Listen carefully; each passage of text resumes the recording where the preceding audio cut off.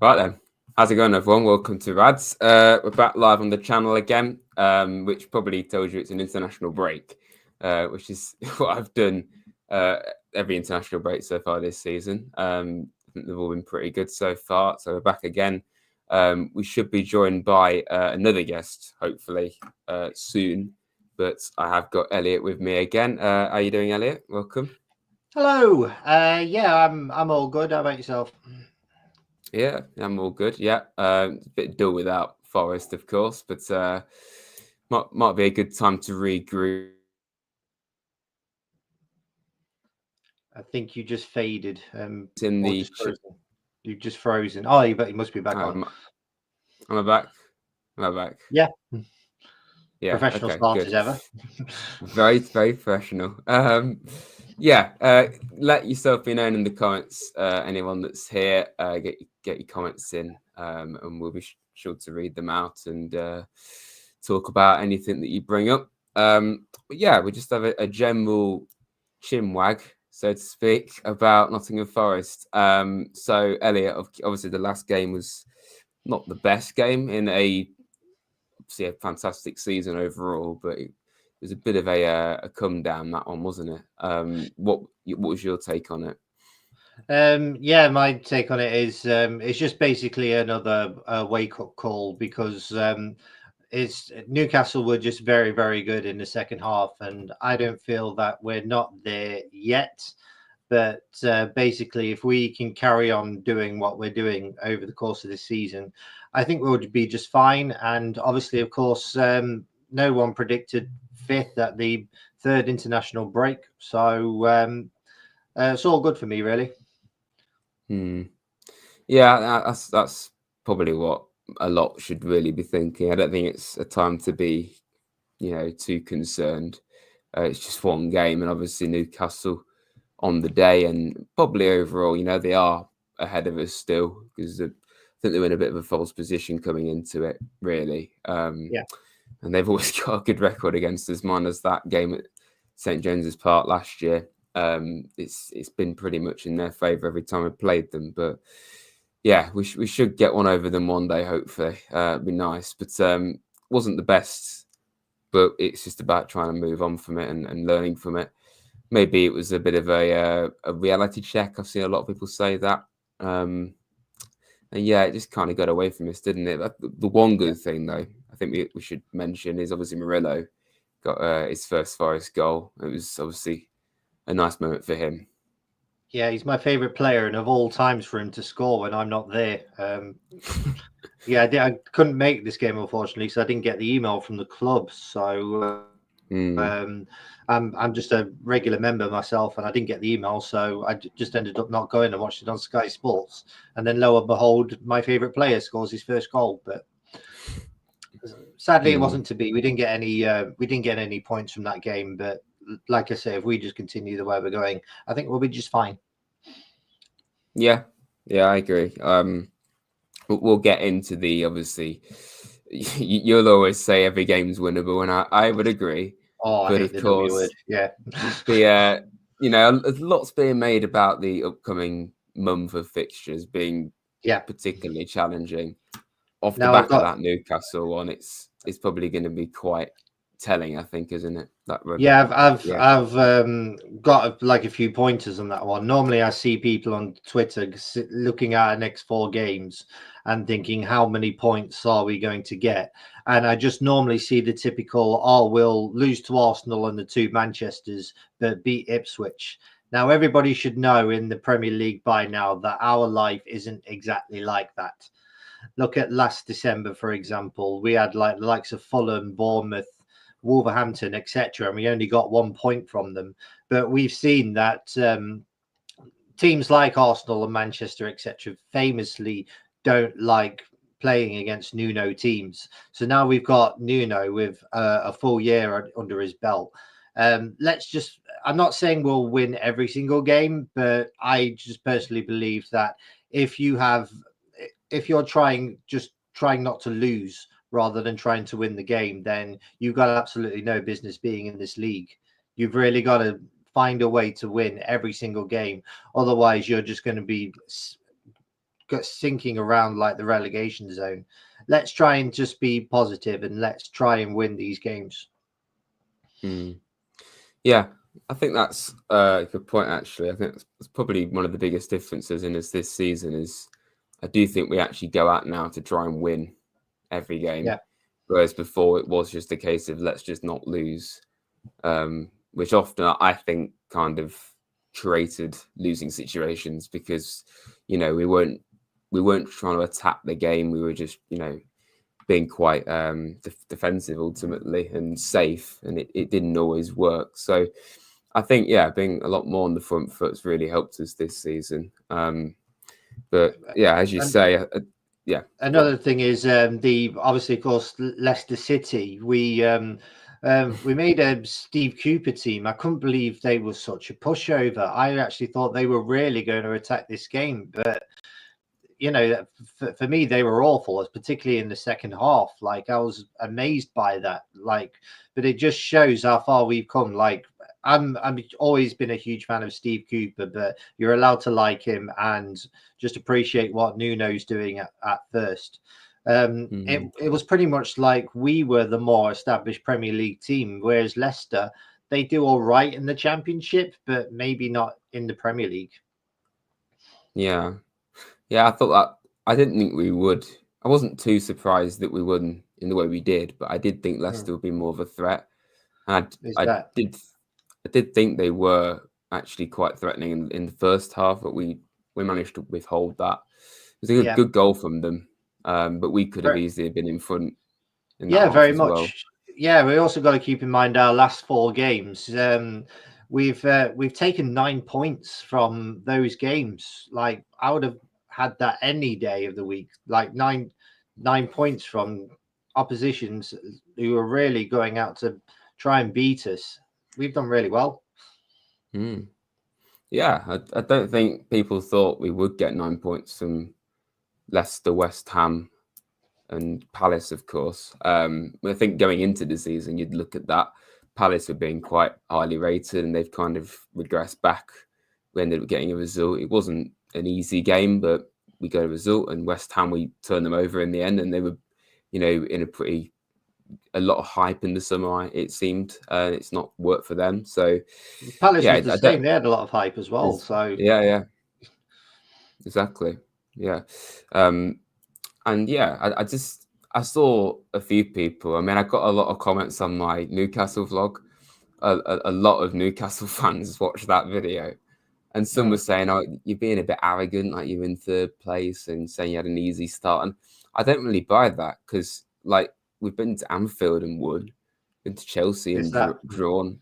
Drew with Brighton as well. There were no pushovers. So yeah, I'm also in the fact that Newcastle are now, obviously, of course, like I don't dislike Newcastle at all. Like I do. They're one of the rare teams that I don't actually mind too much.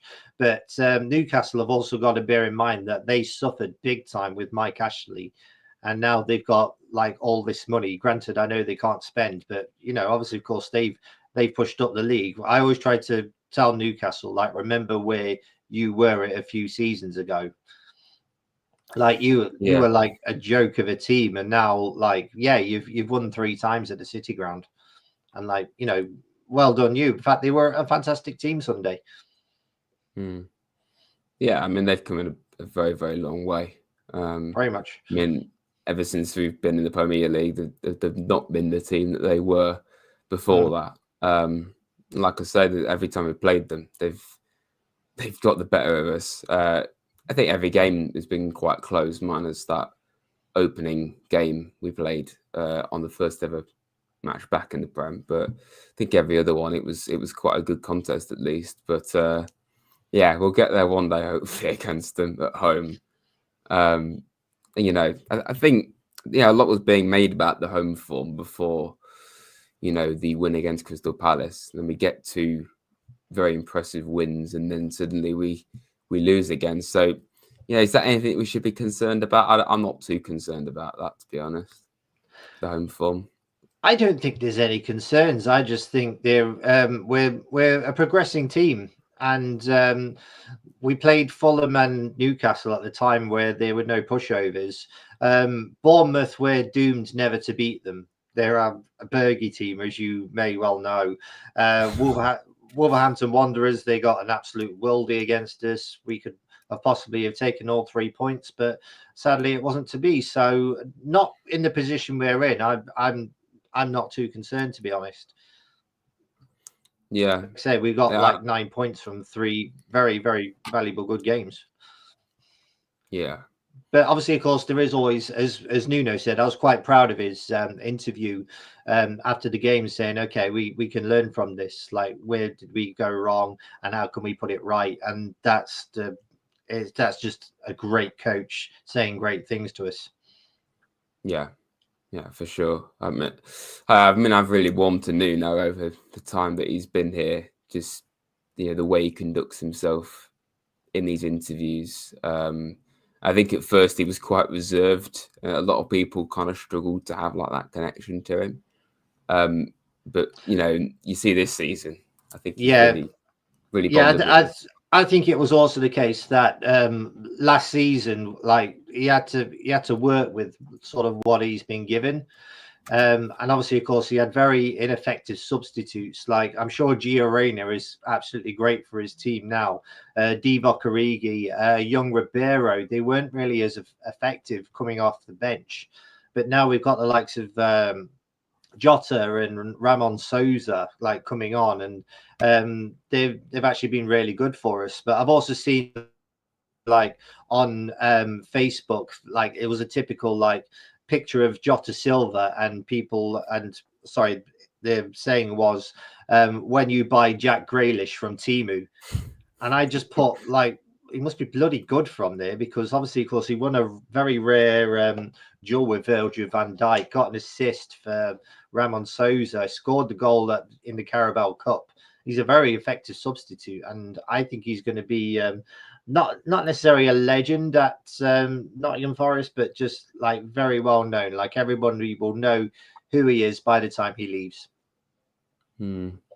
Yeah, I think Jota Silva he's probably one of those unsung heroes so far this season, because he's not started any games minus that cup game against Newcastle, but every time he's played, he's come on, made an impact, offered something different.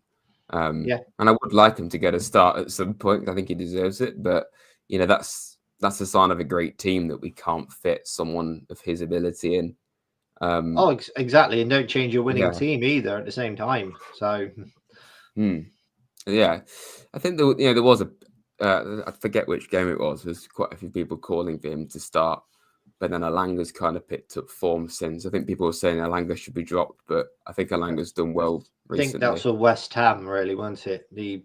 Saying everyone like he should be dropped for that. But like I say, we did excellent against West Ham. I thoroughly enjoyed that game.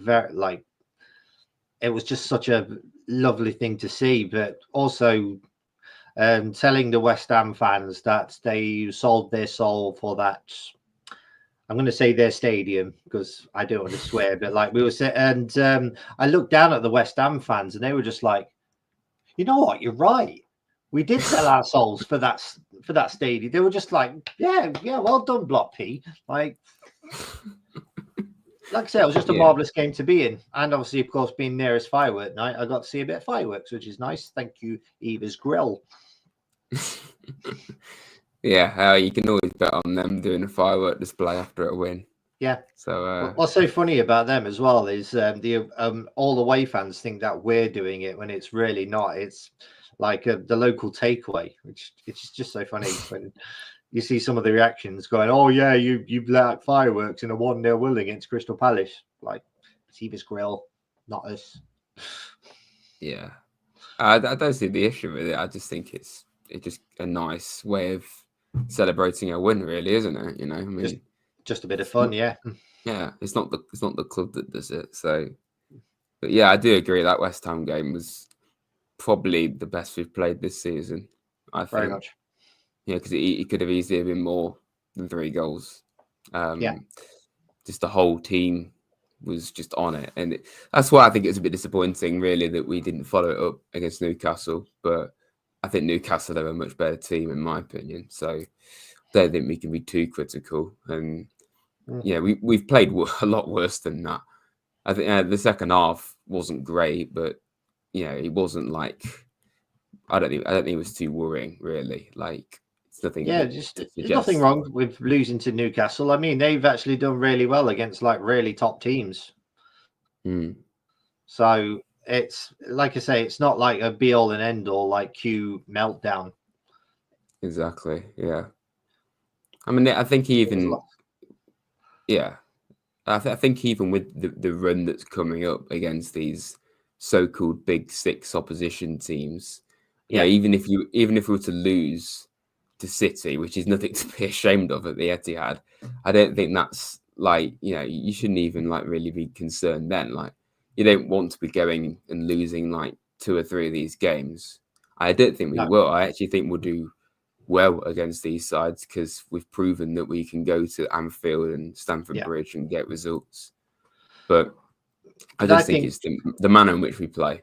That's what matters. But there's also the case of like Ipswich, like I said before a couple of minutes ago, this could potentially be like a Luton situation where they're all going plucky old Ipswich. Like, don't take them for granted, guys. They beat Spurs and they beat them they were very, very good against them. So it could be like, as they say, like a potential banana skin. Like I obviously think we've got enough to like win the game, but at the same time, let's not do what we did against Luton last year, where we had incredibly really poor defending, letting in 2 goals, ended up being 2-2 in a game which everybody thought we were going to win, but sadly weren't the case. Yeah, I agree with that. I do think that game against Ipswich is arguably the most dangerous. You think? In a slip up point of view. Yeah, in terms of that potential complacency. Okay. I mean, it's not the hardest game, obviously. Like City, United, Villa, those teams, Arsenal, are obviously much harder sides to play against. But I do agree with what you're saying there that we expected to beat Luton, we didn't. And I do think that game, it kind of summed up a lot of how last season was. There was that kind of arrogance in a way.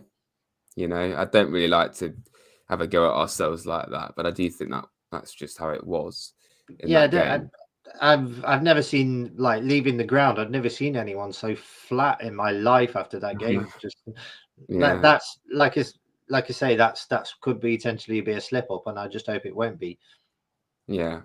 I think we've changed since then. I'd like to think so. Very much. We look like more of an established Premier League team. Those days of when we played Luton, it was sort of the dying days of Steve Cooper's tenure. Yeah, it was probably one of the not last straws for him, but I think it was when the wheels were kind of falling off. So yeah, I would agree with that for sure. If you just compare how we played against the promoted sides last year, like especially at home, strangely, we weren't particularly great. This year we've been to Leicester and won convincingly. We were pretty solid against Southampton as well. We were brilliant against Southampton. Yeah, defensive wise, it was their first game back as well in the Premier League. So obviously, of course, that was another potential slip up. But you know how extraordinary Milenkovic was, and Sangare for that matter. It's just a shame he's injured at the moment because he had such a fantastic pre-season, and now it's just a case of when he's fit again. Like, I don't think he's going to be guaranteed a start, which is a good thing in a way because like Nuno actually wants all his midfielders back. It create a massive headache for him, but every single midfielder that we've got could potentially start for us. Now that's really good to see, don't you think? Yeah, it's that is probably one of the things that I find like most surreal about our team now is that midfield. Just the depth of it is just incredible. Like, Yeah, we used to But be incredibly naive in midfield. Like we always used to be sort of overrun, and now we just love Dominguez so much. We love Ryan Yates. Like James Ward-Prowse is. I'm gonna be polite here and just say he's not living up to my expectations as of yet, but he could do. Yeah. It's just probably case not quite ready yet. But yeah. Well, we'll keep talking about this in a moment because we finally got our third guest, Dave. Hello, Hi, Dave. Hey, lads. All right, boys. Yeah. Welcome, Dave. How are you? We've been talking about banana skins. Yeah, I had a banana about an half an hour ago. Actually, just I came out of the gym. So yeah, that's why I'm late. I apologise. We got back from work late. You know what I mean? So then you have 0.00001 of radioactivity in your body. Eating 6,000 bananas is like having an X-ray. Carry on. Yeah, mate. They melt down at that point, mate. You know, critical mass or whatever. You know what I mean? So yeah. Now it's good to be here. How are you two? All right? Yeah, very good. Yeah, we're just basically talking about the season. How Ipswich could potentially be a banana skin. Very much so. Yeah, the good and side. how we were against Newcastle. Yeah, I mean, I think the next run of fixtures are going to be informative, if nothing else. Arsenal away, Ipswich at home, City and United away within the space of 4 days, and then Villa. But maybe the ones that look more daunting, our lads might rise to the challenge. Let's be honest. The context is, we're unbeaten away from home. We've won at the league leaders, who apparently are carrying all before them. So if you could transfer what we did at Anfield to the Emirates, to the Etihad, to Old Trafford, and then home to Villa and Ipswich and Villa, then why not? We're already massively overachieving. And I kind of like what we've done. And last Sunday was just one of those, I was kind of pleased that the larger majority of the fan base saw it for what it was. And that was a better side than us on the day. They were, I thought they controlled the play even when we were 1-0 up. I thought they were the better side. So as I say, it's just, you go week by week, and there are good weeks and there are not so good weeks. And, we've had some incredible weeks till last Sunday afternoon at 2:00. But, last Sunday afternoon at 2:00, Newcastle United were a class above us. And they're prime players, guys, many of them would walk in our team, played to their full potential. Isak, Joe Linton, and Anthony Gordon, especially when they swapped over, Guimaraes. And I thought the man of the match was Dan Burn. I thought he was absolutely outstanding. Dan Burn did everything for Newcastle that, if you like, Nikola Milenkovic and Murillo have been doing for us. So, fair play to Newcastle. Total respect to them. And what you also just said there, Dave, is one of them has literally walked into our side, and that is Elliot Anderson, who's been absolutely terrific. The only thing I hate about Elliot Anderson is he only spells his name with 1 T, and mine is 2 T's. But apart from that, we absolutely love him here, don't we? I love him. I love the fact that he seems a very sort of implacable sort of person. He's a bit of a stone face. He doesn't give away. I mean, I noticed last week when he was receiving his birthday gift from Callum. Callum's one of that group of lads with Ola, with Nico, with Morgan. They're all sort of jolly and they're quite outgoing, bubbly sort of lads. And Elliot is a different character to them. And the way, you know what I mean? And it's the way like they carry the thing across to Elliot Anderson. He was like, oh, okay, Bonnie lad, thank you. You know what I mean? And then off he went. But as football, I think Elliot Anderson's been. I think Milenkovic is our best signing. I think everybody would agree that. But Elliot Anderson isn't far behind, and he's been terrific. As I say, I think the good thing about last week is that it'll stop some of the fanciful notions that have been bandied around about us. I think I said doing a Leicester, being in the Champions League, being in Europe. Let's walk before we can run. But I think some people enjoy making those statements. It's just ludicrous, really. I still think we'll massively progress from the last 2 seasons, but I don't think we'll progress quite. I don't. At the end of the season, I can't at the moment. And our lads have proved us wrong so many times already. I can't quite see them being, at the back end of May where they are now. But if they are, well, that's just an incredible effort.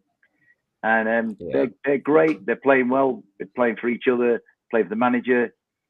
It's all looks very harmonious to me, and it's worth my time, my money, and my emotional investment. Yeah, I definitely agree with that. Just want to go to the comments. Actually, I've not had any comments out. Michael, welcome. Hi, Michael. From Richmond. Got a fan from Virginia. Is that West Virginia or just normal Virginia? Just normal Virginia, I think. Right. Okay. I think that's the capital of Virginia. That. Well, there you go. I didn't know that. There you go. I think it is. Yeah. Yeah. One of my favourite YouTube names, A Jar of Marmalade. Oh, nice. Welcome. Nuno chant. We all love that, of course. I say chips with Nuno because he really likes chips, and I'm nearly 6.5 years sober, so I just say chips. Which you can as well, kids. Stay off the booze. Carry on. Yeah. Kelp, welcome, Kelp. How you doing? Hello. Love to Harry. Chelsea, welcome. It's good to be on Doors channel actually with you not too long ago. Richard, I like Richard. Yeah, I met him at the Wolverhampton game. He's a great guy, and he also talking Reds he's fantastic on there. I did a really good guest for Forest Focus as well. Yeah, I really like the guy. Hi, Richard. It's a transatlantic cosmopolitan crowd in here tonight, isn't it? Got two from Rads America. across the world. Global, mate. Global. Oklahoma. Okay.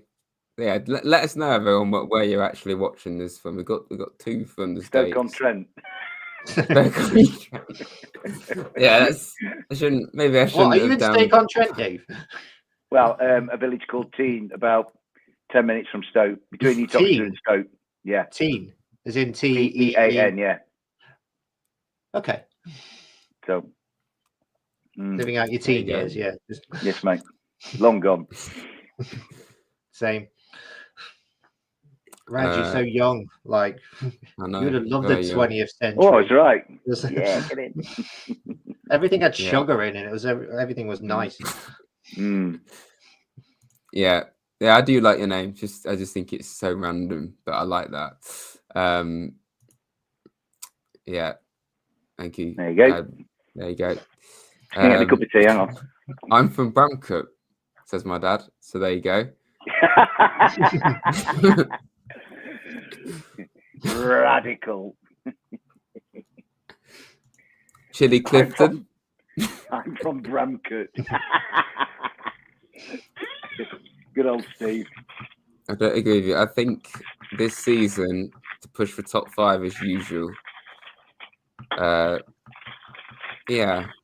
I mean, some people are gonna think we can sustain it. Others are not.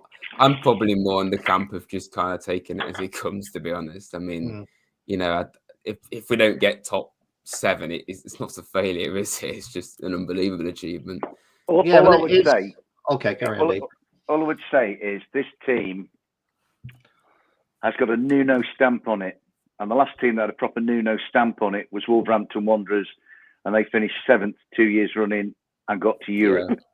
And this team is rapidly, in my view, becoming like that team. I don't think it's as good as that Wolves team yet, but it's going in the right direction. So you just never know. My head sort of says that at the start of the season, I was like, 15th.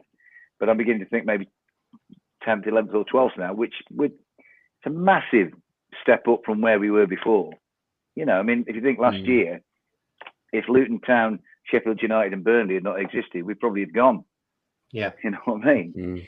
We got the lowest points total of any team surviving. And, we got 32 from 38. We've got 19 from 11 at this moment. So, there's so much to be positive about. But at the same time, I don't want to go around making stupid statements, you know what I mean? Acting all delusional and all that. Can't do it. No, we can't. There's another thing as well. I think the football world are now appreciating that they're kind of sick of the first to sixth positions being the so-called Sky Six cartel. I think they want other teams to actually break into like the European positions. I know the broadcasters don't like it, but even Bournemouth are doing like really well this season, and I think they're just sort of really enjoying the Premier League a bit more now that you have teams that are not in the so-called Sky Six cartel as like having an opportunity to go to Europe and to potentially win like other trophies. Because I'm just so sick of all the FA etc. all bending backwards just so like the Sky Six can actually have like no FA Cup replays this year. I got really annoyed with Jurgen about that because he was absolutely desperate for FA Cup replays to be scrapped, and then he got his way and then buggered off. I actually like FA Cup replays personally, but you know, obviously, of course, you have to bend over to the likes of Liverpool and Manchester United, etc., and let them have their way. And I'm just kind of sick of it, to be honest. I think the most interesting teams to Sky at the moment. I think if Sky look at the league, I think the team that they want to have on the most are Brighton and Hove Albion, because Brighton and Hove Albion play so open and are so good to watch. Brighton, I don't know what Hurtzler's doing in that dressing room, but they play like with a dam, like a punk rock band. They're like a punk band, Brighton. Yeah, Bournemouth they're just a really well-run team, though, aren't they? Yeah, you know, Tony Bloom's the best owner in football by a mile, in my view. Absolutely superb guy. You know, Brighton cock a snook at the big boys. Bournemouth have just cocked a snook at the big boys. We have cocked the biggest snook at any big boy this year because we beat Liverpool at Anfield, and I was there on the day. We were thoroughly good value for it, and we rather put the sword to the myth of Liverpool never walking alone, because they walked alone for the last 15 minutes of that game and they all buggered off. 1-0 down at home at mighty Anfield to a team perceived to be a struggler, and you'll leave the ground. Do me a favour. You know, and then I think Fulham come into that class as well.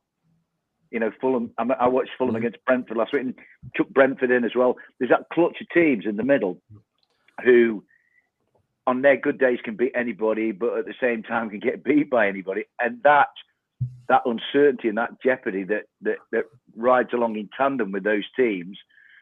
And I'd like to think we're kind of getting into that little circle of teams.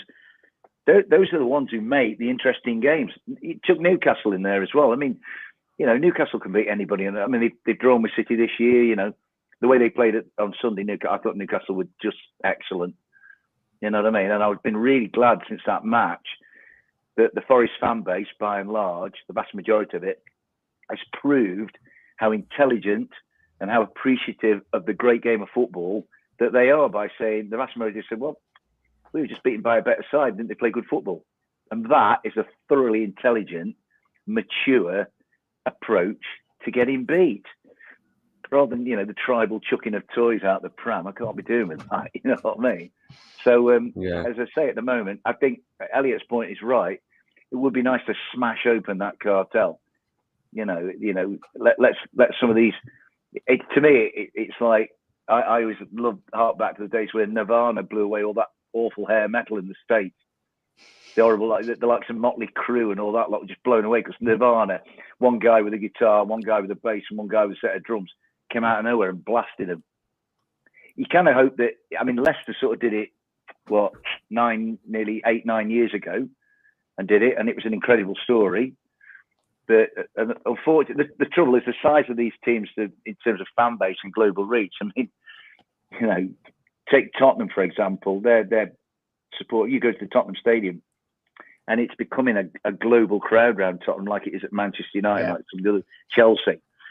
And we are still a fantastic. I mean, we're a proper community football club about the city of Nottingham and a key sort of landmark in the city of Nottingham. You know what I mean? And I love that sort of authenticity that we have.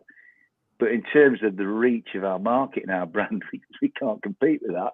However soft and pathetic and easy to beat Tottenham Hotspur are, they've got this global reach that we are working to get. But I tell you what, if we carry on the way we are, and sort of get ourselves to that Brighton, Fulham level, the Villa level would be incredible where Villa are playing in the Champions League. But Absolutely. it's on our budget in comparison to others at the moment, we're punching above our weight to be fifth.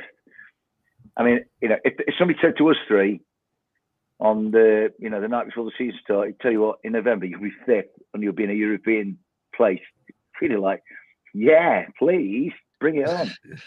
So there's so much to like about us. But I thought that the reaction of the huge majority of our fan base after that game last week showed how intelligent and knowledgeable it was. We were beaten by the better team. I thought they were the better team when we were 1-0 up.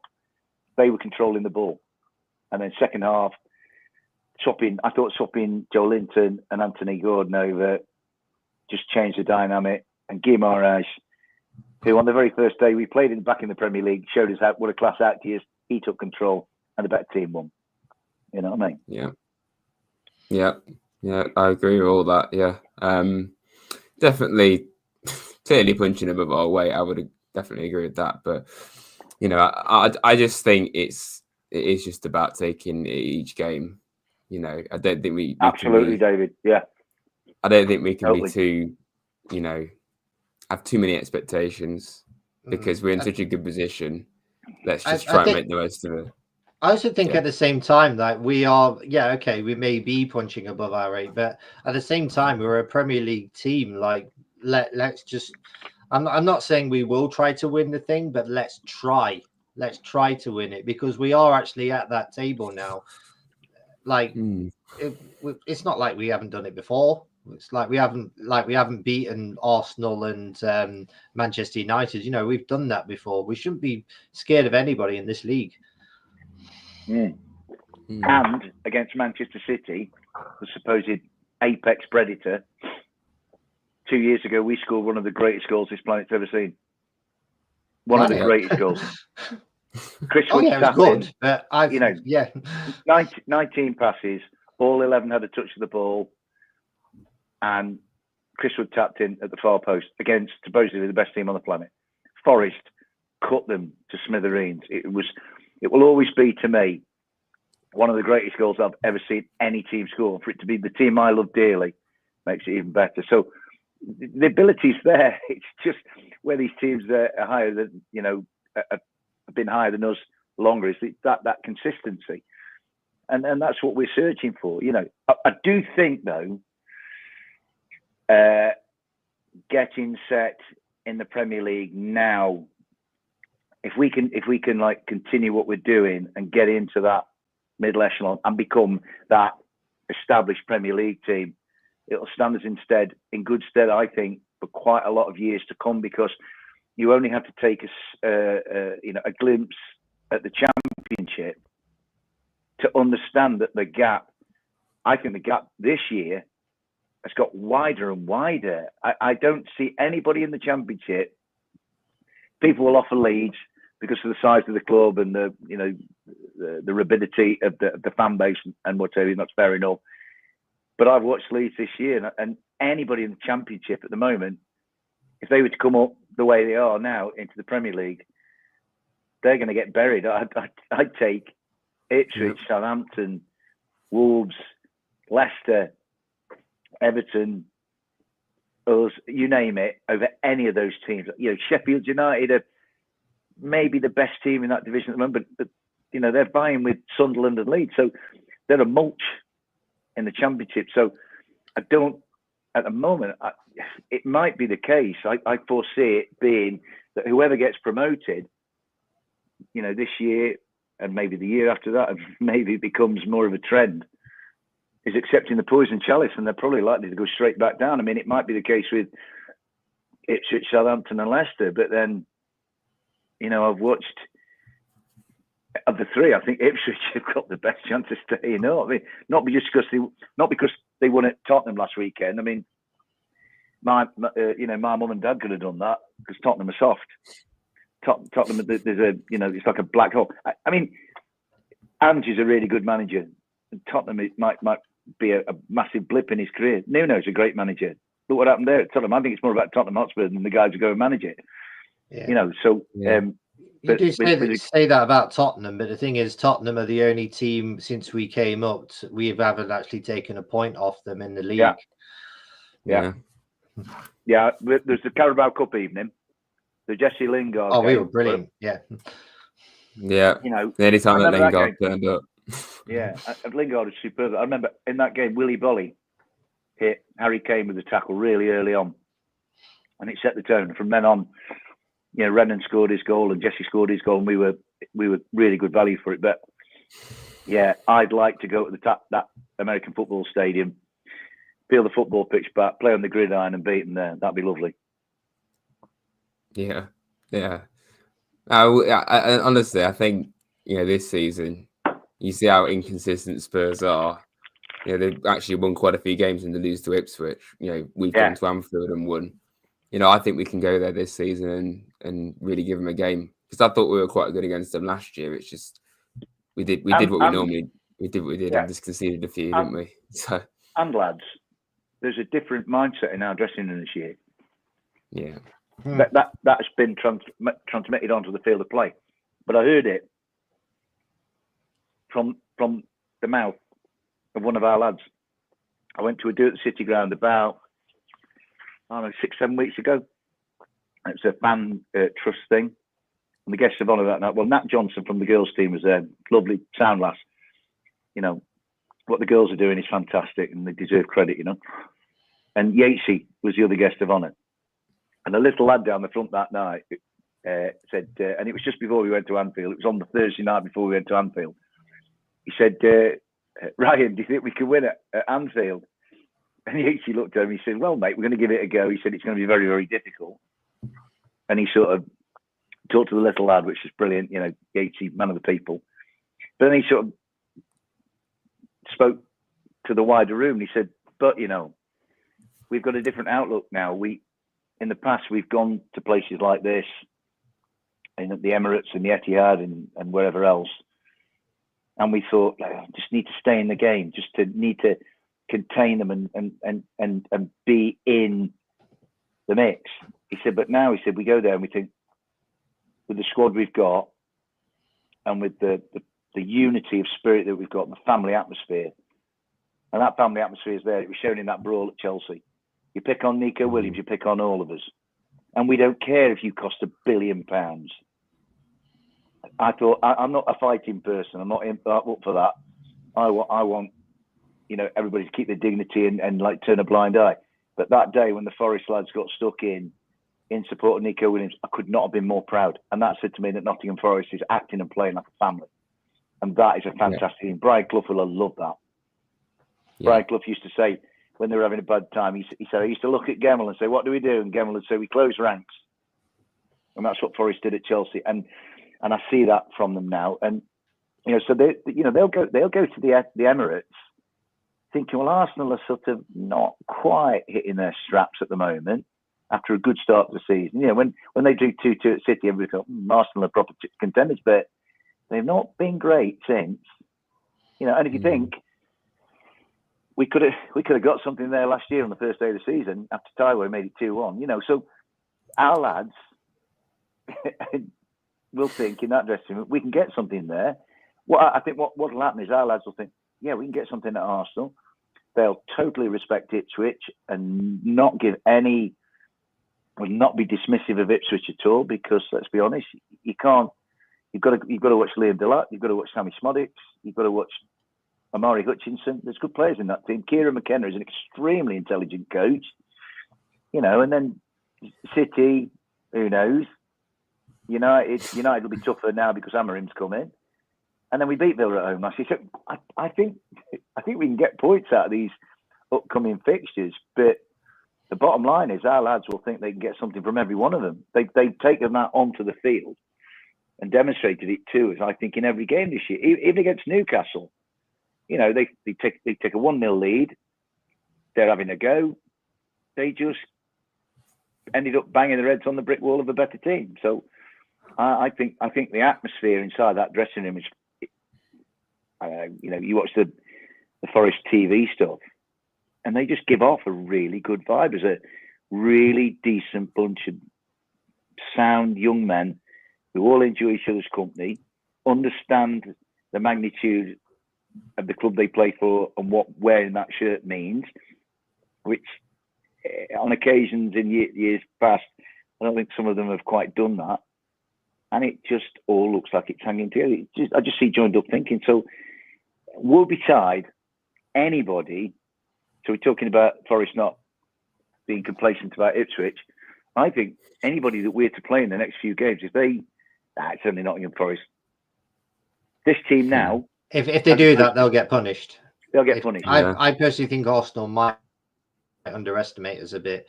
They're going to look for points against us. So, yeah, I totally agree with you there. But I just hope they will underestimate us and at their peril. Well, you say that, Elliot, but Mikel Arteta got severely burned on 2 occasions recently. In the league, on the day we stayed up and handed the title to City, where we won off 18% possession, a record for the lowest amount of possession in a winning game. And we beat a title contender. And the promotion season in the FA Cup, and Graben scored the winner. So Mikel Arteta, he won't underestimate us because he's had his fingers burnt twice. And on both occasions, I remember seeing the Arsenal documentary on the day that we beat them in the FA Cup. That day when they wore that white kit, Tavares was hooked after half an hour, and Idris Elba was probably their best player that day in the interview with Roy Keane before the match. And if you watch that documentary that day after they lost 1-0 to Graben and what have you, put the ball across, Mikel Arteta went absolutely ballistic in that dressing room. So every time he hears those two, to my way of thinking, most beautiful words in the English language, Nottingham and Forest, Mikel Arteta has a shiver. So he won't. His lads might, but he won't. You know what I mean? So no, I think we've earned that respect now, Elliot. I think what we've done these first 10 games really. People go, I can't take my eye off Forest now, and that's great. You know what I mean? And I think Forest have earned that by being less. Please don't hit us like they've been the last 2 seasons. Forest like, we're Nottingham Forest. We're going to take you on. You take us on. That's why the games have been so much better to watch this year, because there's more ebb and flow to games now than there has been the last 2 seasons. So while the games that are coming up are going to be really, really tough, and I have thought that there would be a levelling off from where we were, you'd be foolish to kind of dismiss Forest out of hand. And that's kind of after the last couple of decades and a bit. I just wanted Forest to have that effect on other teams. Oh, it's Nottingham Forest. Can't take them lightly. I've yearned for it for a long time. It's here now, and I absolutely love every single one of them to pieces. There isn't a bad apple in there. There isn't a sore thumb. They're just a really, really good bunch of lads playing for each other, playing good football, playing for the club, playing for the city, and that's just. I just it's buzz with pride watching them at the moment. I think they're great, honestly. Yeah, I agree with that. I think one of the things I've thought about the team this season is, there isn't anybody that you think, I'm not sure about him. Like, as a player and as a person as well, the fact that our fringe players now are the likes of Toffolo, Amadeus, is crazy because they're great lads and great players, and they can't get a look in. No, and like you say, David, you would trust them if they were put on the field of play. I mean, the thing I think Nuno's greatest achievement in the short term is he's reduced the size of the squad that he was saying to everybody was bloated last year. He's reduced the number of personnel, but he's increased the range of options that he has. And you think we won 3 on the trot. We didn't have Morgan. We didn't have our lovely Danilo. Ibrahim is still injured, and he's looks like he could be out for quite a while. And JWP, he was either suspended or it was West Ham, so he couldn't play. So there are 4 really good ones there who were in the side, and yet the likes of. I mean, I thought in those games, I thought Nicholas Dominguez was absolutely fantastic, and I like Nicholas Dominguez because he's the one who's the most he's the least fated in the team. It's almost like he's the fetcher and the carrier. I said to somebody, and it might be overhyping him, but he did McGovern-like things. He's doing McGovern-like things. Fetches and carries. He knits the team together. He seems to pop up in the right place all the time. And that allows Yates to go and be more expansive and allows Elliott and Morgan to do what they do. I think it's because Dominguez is so under the radar. I want to drag him out from under the radar and stick him on the top and say, let's celebrate this lad. Because, you know, he could have been thinking when the others, you know, Ibrahim Sangari, JWP, Danilo, and whoever else, you know, we're in the sun. Oh, am I going to get a look in it? But no, kept his head down, kept working. And he, to me, is what's the word? He's a bellwether of that squad. If you want to know about that Nottingham Forest squad and the hard work and the humility and the honesty and the drive, just take a look at Nicolas Dominguez. He could quite easily say, "Oh, deal with this. I'm going back to Italy." But no, he's there and he's playing his part. And I've been banging the drum for him because I don't think enough people bang the drum for him. You know. But then again, most supporters like the glamour players and the X Factor guys. You know, but the X Factor guys and the glamour players can't do their stuff without the solid foundation of guys like Nicolas Dominguez. Obviously, he's been magnificent at this point. Yeah. I think what makes it more impressive, and not just with Dominguez, but with Yates as well, is the fact that you know, the start of the season, you know, people are obviously going to be slating Yates, saying he's not good enough, and then Dominguez was like quite far down the pecking order. We get a few suspensions and injuries, and yet, yeah, the last few games, I think a key part has been those two. So, you know, the alleged scraps of the team have been crucial to how good we've been. Like, if that's the depth of the team, totally agree, David. That, you know, you can't really go. Also, the centre backs as well. Oh, mate, yeah. I mean, if you think, Murillo and Milenkovic have become, I think, one of the 4 or 5 best partnerships in the entire league. I think Milenkovic is the best signing any club has made in the Premier League this year. 12 million from Fiorentina for a captain of his country who's playing the World Cup and the Euros. And he goes about his business in such a brilliant way. I mean, where I sit, which is quite close to the goal at the Trent end, you see him. He's not barking his orders out, but he's just directing everybody, and everybody looks at him. Everybody has confidence in him. The big man says, "Go here," you know, and Woody comes back and helps. You know, Yates is having his say. Morgan's a captain. When you've got guys who can captain. Matt Sells, I think, is really growing into that sort of role now. You know, the best thing happened to Selzy was the game at Chelsea, because it put to bed a lot of the stuff. There was some doubts about Selzy, but Matt's has come and done his stuff. You know, and Carlos Miguel, there was people calling for him to come in. You know, so I think in that team there's a spine of Sells, Milenkovic, Yates, the indestructible Yates, because they've all wanted to kill him for so many years now, but the managers keep picking him, right? So who do you trust, the managers or the guys at the keyboards, you know? And then Woody up front. You've got 4 guys that I reckon the others look at them and think, I can go into the trenches with them 4. And I took Willy Volley in there as well. And in his own way, Morato, because he is a mountain, that guy. You know, so Forest have got physical presence, and I think they've got psychological presence now. And it's just, you know, Sunday wasn't a great day, but the picture in the round, I think, is so encouraging, and Nino's doing a great job, I think. Yeah, I definitely agree. Let's look at some comments, actually. I should probably not ignore people. Mark, we will only get better quality players beating Liverpool away. Yeah, for sure. Talking about players we should sign in January. Striker, actually. Michael bringing that up. Someone suggesting this guy. I've seen him be spoken about quite a bit. Yeah, I think Chelsea wanted him. I think. Yeah. Hopefully we'll get another wonder kid from South America. I'd love that. Yeah, I know who I want, but I don't think we'll get him now. I would like Omar Mamouche from Eintracht Frankfurt. I think he's really, really good. But the thing is, I think we tried to buy him in the window, and I think Frankfurt wanted 30 million. Forest was saying no, 20. Well, I think Marmoush's price has gone way above that now, because I think he's the top scorer in the Bundesliga and he looks a real handful. So I like him, but I don't think we'll get him. I've got something to say about Omar Mamouche. Like one of the strange reasons I want him is so we can all do the chant from, you know, the old song, Dave, Babushka by Kate Bush. We can start singing Babushka, Babushka. I would love that, but I never get my way. That would be amazing. Mamushka, yeah.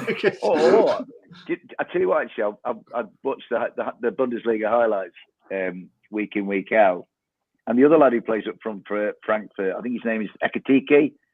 He's really good as well. You know, if you'd asked me this time last year, I said Girassi at Stuttgart, but he's now gone to Dortmund. You know, so Marmouche, I would love Marmouche because he's a really mobile guy. He's about the place. He's busy. But the thing is, you know, I think in the last couple of seasons, maybe Forest would have played the silly money.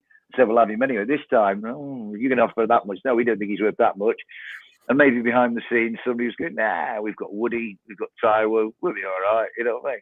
Well, it's working with Chris Wood, isn't it? He's done so well this season. Can you imagine this time last season, we'd say like Chris Wood would actually be preferred over Taiwo Awoniyi, and the fact that he won the Player of the Month award. Yeah.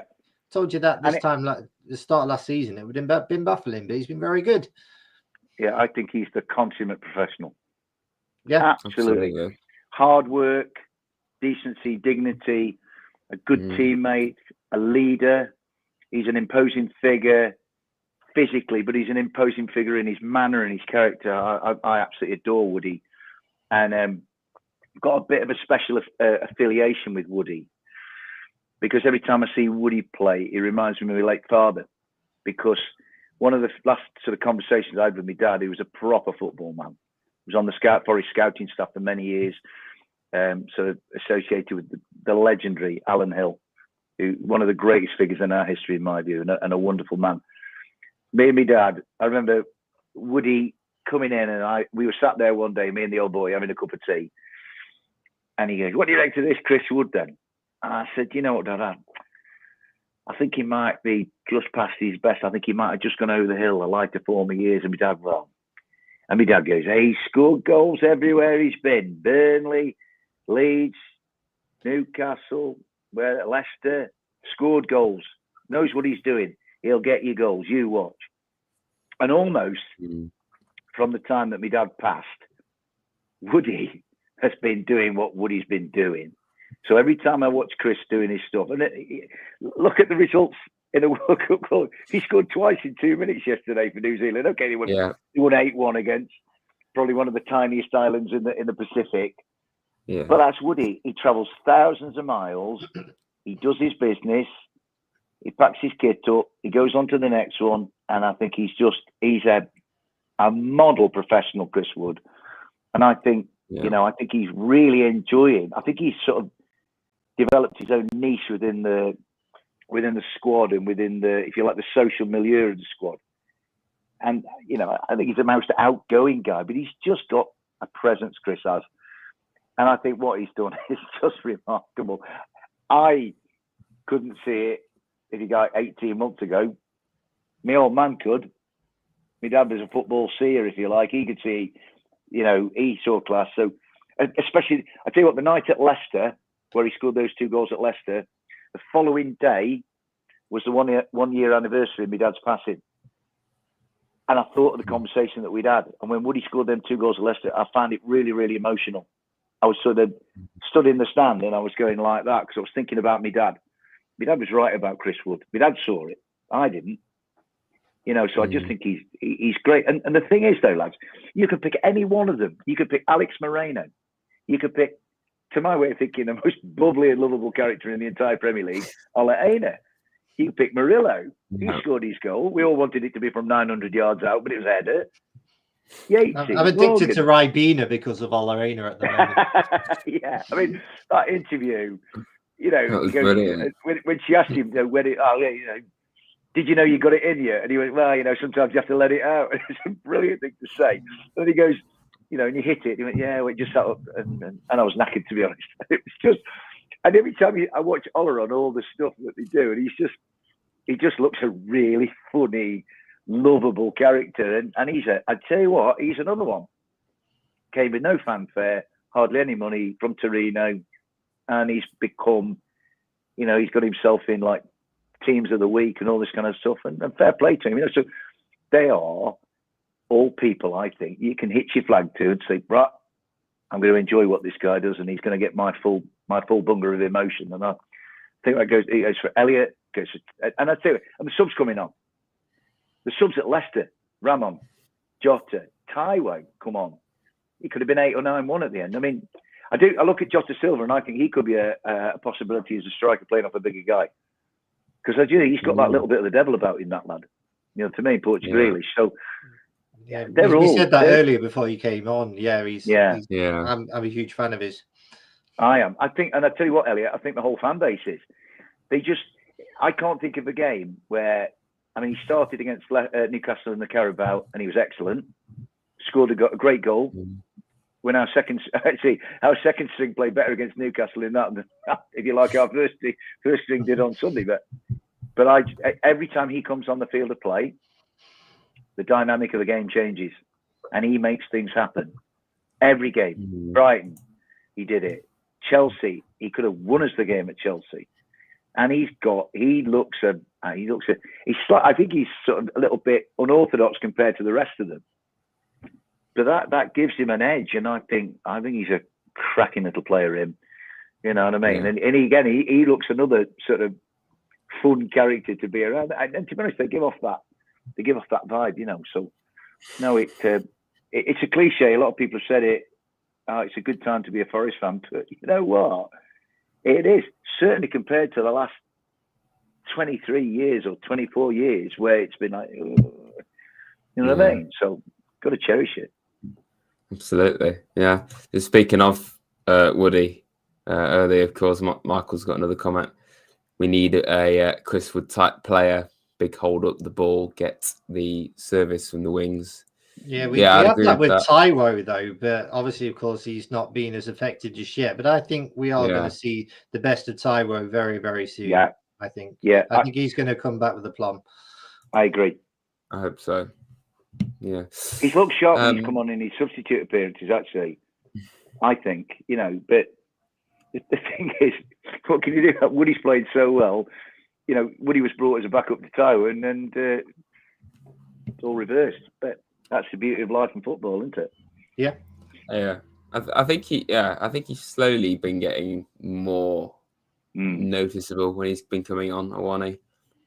Still not what he was, but he is ultimately having to work off 20 minutes each game. It's not really enough time for him really to get a proper foothold. I do hope, if he could just come on and get a goal, that would do him the world of good. Absolutely, David. Yeah. Yeah, we've actually got a Leicester fan in the chat speaking about that game a couple of weeks ago, which is obviously amazing. We collapsed against you guys at the King Power. Yeah. Yeah, and Chester's right. At half time, the view in that away end, certainly in the numbers of people around me that night, was this game could go either way, right? Leicester, in that game, it ebbed and flowed. Leicester had some chances. We took the lead. Yates scores. Jamie scored a cracking goal, I thought. The way he got in front of Murillo and flicked it in the corner with his toe end. Great goal. And it was literally back and forth. But I think there was a booking really early on in the second half. And then within a minute, so Leicester had a man yellow card. I can't remember who it was. It might have been Fatawu or Mavadidi. One of those two got booking. And then from that, it went up the field and it was 2-1. And from that point, there was only one team in it. I'd have to say for Leicester. But up to half time, in fact, I thought in many ways the game Sunday was quite similar to that game, where we were sort of in the game up to half time, but after half time, Newcastle clearly dominated. So if you like, the biter got bit, really. Yeah. There's another comment about strikers, saying another striker in January. I think it probably is the only area in the team for me that, in terms of depth, you probably could do with someone else. Because I think we're we're very, not just in terms of numbers, but quality and numbers in each area, I think is great. I mean, it's just how thin we are for depth in terms of where we should be concerned. Like maybe like a third keeper. But that's about it, really, isn't it? Like the depth is just brilliant. Yeah, I mean, if you like, at the moment, our third keeper's Aaron Bott. He's a grand lad, but he's got, he's still learning. I mean, I did like. There's a great comment by Aaron Bott after the Chesterfield friendly, the very first friendly of pre-season. Colin Brayson to him. Yeah. And now you're in you've got some goalkeepers in the goalkeeper department here at Forest that you can look up to, Aaron. And Aaron, but referring Carlos Miguel, he went, "Yeah, you're not wrong there, mate." Because like Carlos Miguel is like, he's like the Eiffel Tower walking about, So maybe another goalkeeper. Yeah. I do think another striker. I mean, the thing is, we're getting to the point now. There's 2 points to think of. Like you mentioned before, Harry Toffolo isn't getting in at the moment. Andy Omabamidele's not getting in. They're excellent players, both those two. Harry's been excellent, by and large, since he's come to Forest. He's a bit of a goal here. He's got his own chant and everything. Andy Omabamidele, is a good player. Not really let anybody down, but they can't get in. You know what I mean? And also, I think the other point now is that when we come to January, it's strategic one there, maybe another one there. Whereas before it was like, can it shit and shave? Yeah, right, sign it. You know what I mean? And so again, if you look in hindsight, there's an evolution of Nottingham Forest from, if you like, from that day at Newcastle with the first game back in the Premier League where, oh boy, we got some work to do, to now where we've still got a lot of work to do, but we've come, I think, a hell of a long way on that road. You know what I mean? So, I mean, behind the scenes, the owner is incredibly ambitious. I think that's an asset in himself. I don't always agree with the things that he does, but his determination for Nottingham Forest to be a regular European participant, that's absolutely absurd. If you said to him, "What's your ambition in life, Mr. Marinakis?" he'd like a Forest Olympiacos Champions League final, would he not? So he'll do everything he can to make it happen. So that is a massive asset. So, I think they'll be looking behind the scenes thinking, well, if Brighton can get in Europe, Newcastle can get in Europe, West Ham have won a European trophy recently, why not Forest? Villa are in the Champions League. It's only 2 or 3 years ago when Villa were clinging on the last day of the season with a Jack Grealish goal at West Ham to stay up. And look at them now. They're kind of, exactly. After that cartel that Elliot mentioned, Villa are the next best team, if you like, if not better than some of that cartel. I think they're better than Chelsea and they're better than Tottenham. They're certainly better than Manchester United. I think we're better than Manchester United. So there are blueprints and role models that Nottingham Forest can, I think, now more realistically aim for. So it's so far so good. You know what I mean? Yep. Yeah, absolutely. Well, obviously, we're on the international debate right now, but the next game obviously is Arsenal. We've not had the best of luck when we've been there, but as we've already mentioned, we have got a couple of very significant results against Arsenal in recent years. I just want to get your early thoughts on that game. Like, what are we realistically thinking going into it? Can we pull off another, surprise result? Because I don't think it's out of the question with the way Arsenal have been playing. They've not really been the same Arsenal of the last 2 seasons. We've been to Liverpool and won. The only team that have beaten Liverpool, by the way. John with Chelsea, we've been to these alleged Big Six sides. Yep. And done well. So, we've got a string now of a lot of these big guns away from home. I think a lot have been saying it's like the biggest test for us. If we can come out of these games with good performances, a decent points total, it's like, you can't really ignore us anymore in terms of being a competitive Premier League side. So I'm actually, I'm actually looking forward to seeing how we do in this run. I'm not really fearing it like I think I would have done last year. And I think that's what the players. I think that's a big difference this season. I think the players would actually look at this run as well, and would think, okay, let's just get on with it, rather than, oh God, it's Man City. You know, they're not seeing traps anymore, David. They're seeing opportunities. Our lads are. Yeah, and you know, if taking this game at the Emirates, boy, how close did Leicester come to getting something? How close did Southampton come to getting something? They're not bomb-proof there, and they've looked a little bit fallible. And their fan base there are some serious questions now within the fan base being asked about Arteta. You know, they want a trophy. You know, I mean, I said when the first year they were challenging for the title and they finished second, I thought, wow, that's a massive overachievement. But they want the title, and if he doesn't give them a trophy this year of any sort, then I think he'll be gone. So we're going into a place where there's not across the board harmony, certainly not in the fan base.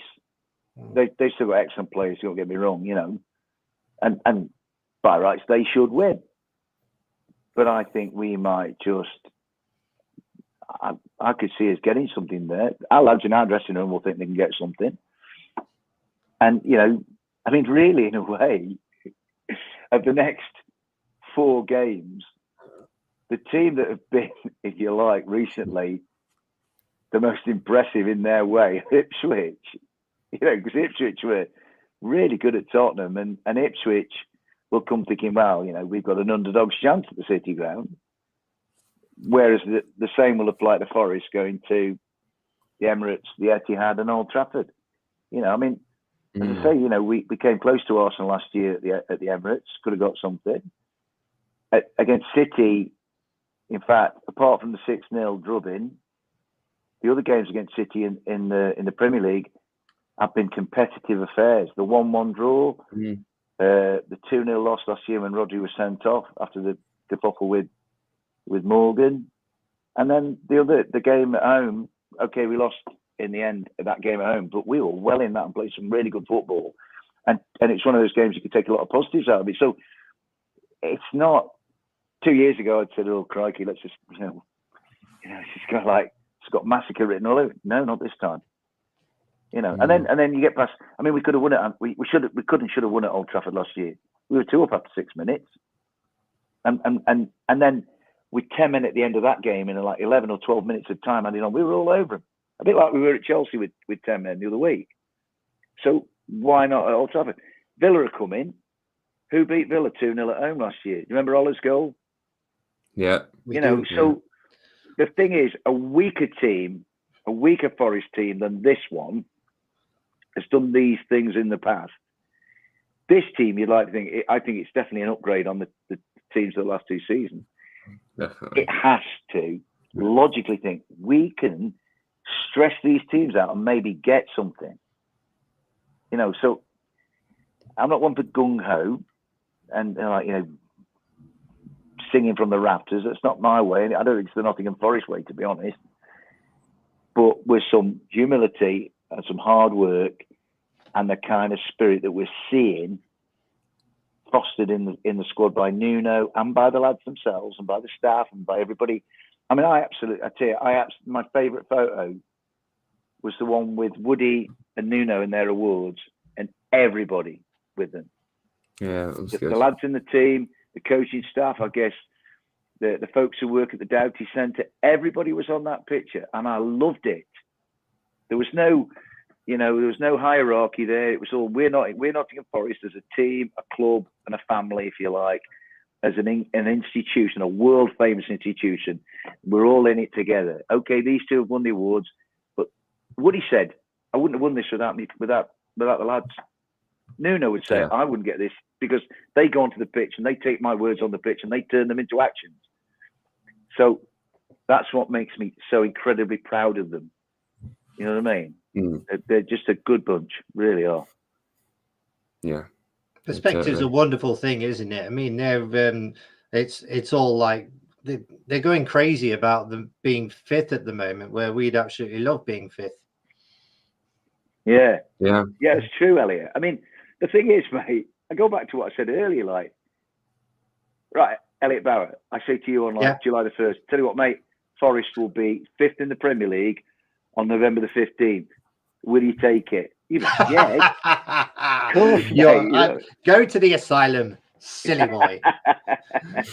You know what I mean? So at the moment, it's great. It may not last, but let's just go with it while it's there. You know what I mean? And it's, as I say, it's just a credit to everybody, really. You know, we've had a guy win the Manager of the Month. Can't remember.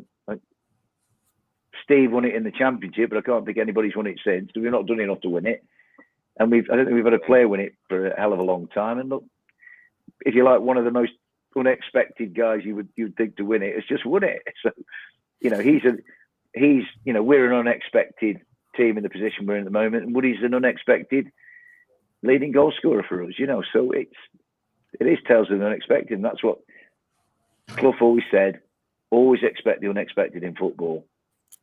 And I tell you what, the greatest compliment I can pay him is he'd be looking down at him now, him, the greatest, and he'd be going, I like what I'm seeing. I tell you what, he would love Milenkovic. Absolutely love Milenkovic. Because Milenkovic has got a bit of Burns and Lloyd about and Dave Needham about him. He'd love Murillo. He'd love Dominguez. He picked Dominguez out. He's always he's not as good a player as, but he's a bit McGovern-like. He'd pick Yates out for being a bit Ian Bowyer, if you like. Again, Bomber's a far better player than Ryan is. But there, you know, Woody could be Woody's kind of a Peter With. You know what I'm saying? I'm not sure Callum or Anthony or Ramon or Jota are like John Robertson's, who could be John Robertson, the greatest footballer I've ever seen in my life. But there are loose parallels, you know, and I think Cloughie he'd look down and say, that's a good team, that. And I've thought about that, you know what I mean? So, yeah, it's all right. And like you say, the next few fixtures are going to be informative, but I like to try to win them.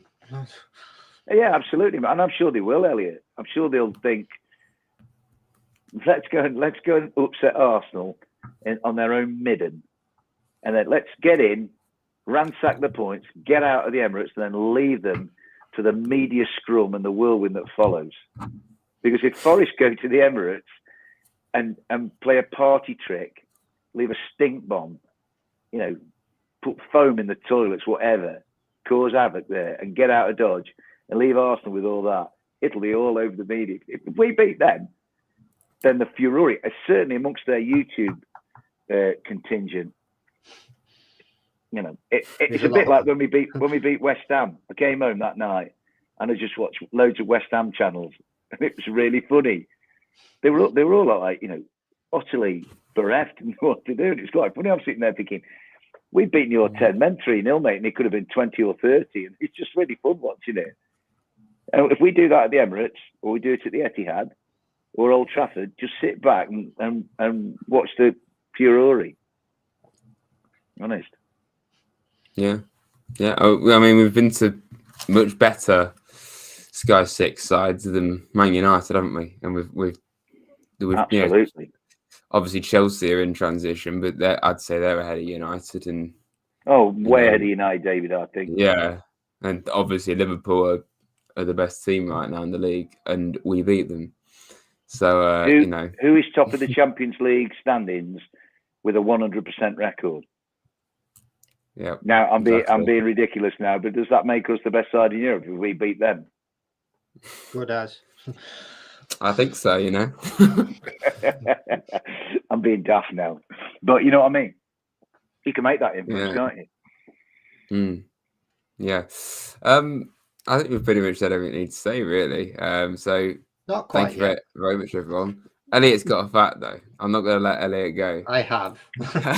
Well, actually, it's more of a story, but I'll show you very soon. But today's fact is, in 2017, a Facebook user from Dundee caused outrage after attempting to sell a rug that she made out of her old dog that unfortunately passed away.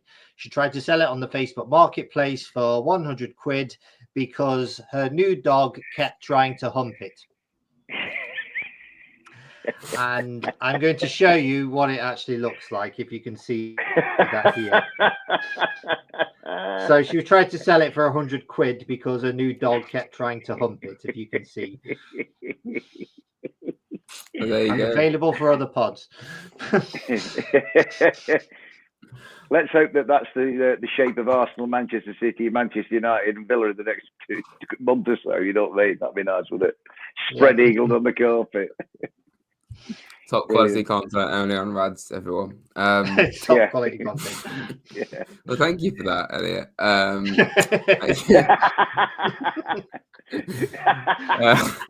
Always check his videos because sometimes I go up and say the most silliest things, but it helps with the subscribership, doesn't it? Absolutely. I think a good proportion of my subscribers have been because of your facts. So there you go.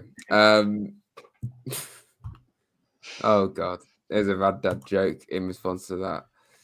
That you felt wrong. I don't know if she did actually sell it. I just appeared once, and I just thought I'd have to show you. I tell you what, will you tell your dad to stop? Break the habit of a lifetime. Stop being funny, will you? Stop that, Eddie. You're one of the few people that will actually tell him that he's funny. I think he's very funny. I do. Yeah. The only thing, all I think about Raddad is like, booming crosses to the far post, and your dad getting up above everybody and nodding it down and into the back of the net. You know what I mean? That's what I think about Raddad. Big centre forward. You know what I mean? Yeah. It's just a towering headers. Like the sort of goals that Wither used to score, or bullet headers. Like them centre forwards back in the 70s. You know what I mean? That's your dad, isn't it? And I actually asked him about that one day. And I said, I bet you're a big centre forward, weren't you, Steve? And he went, I was actually, Dave. He'd have I tell you what, he put Raddad up. Raddad is like the pre-Woody, isn't he, really? Like you can imagine Callum and Anthony and Ramon Sousa and Jota like putting balls in the box and Raddad getting on the end of it, nodding it in, Brilliant. Top lad he is. Yeah. We should bring him out of retirement, I reckon. Get him signed up for Forest. Well, he hasn't retired anyway, has he? He's still in his prime, Steve is. Oh no! Yeah, he's still going strong. Yeah, he's still going strong. He's there.